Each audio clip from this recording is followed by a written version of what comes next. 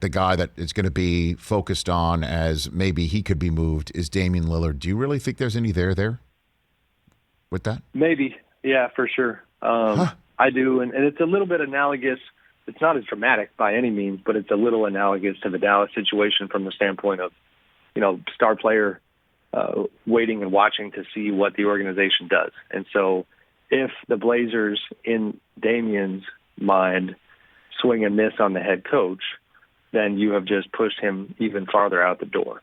So, there's been some reporting that's been shot down so far elsewhere about the question of GM Neil O'Shea. Is there any chance that Jody Allen, who is now in control of the team when her brother Paul passed away, that there'd be a front office change? So far, that does not appear to be the case. But Damian, I know him pretty well, covered him his whole career. He's been moving differently lately. He put up an Instagram post right after the playoff loss talking about, quoting Nipsey Hussle and talking about how long do I stay dedicated.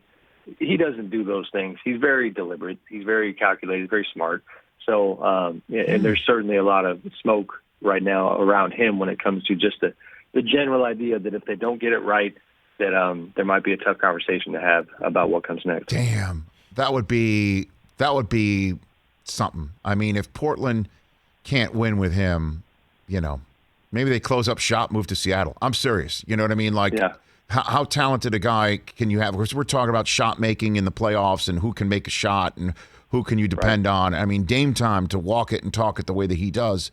If he essentially decides I can't win here, then who the hell is going to go there to win there, right? I mean, I'm with you. Yeah, wow. No, 100%. I mean, it's this is, we could talk what ifs all day, but for me, I always think back to when LaMarcus Aldridge decided to go to San Antonio.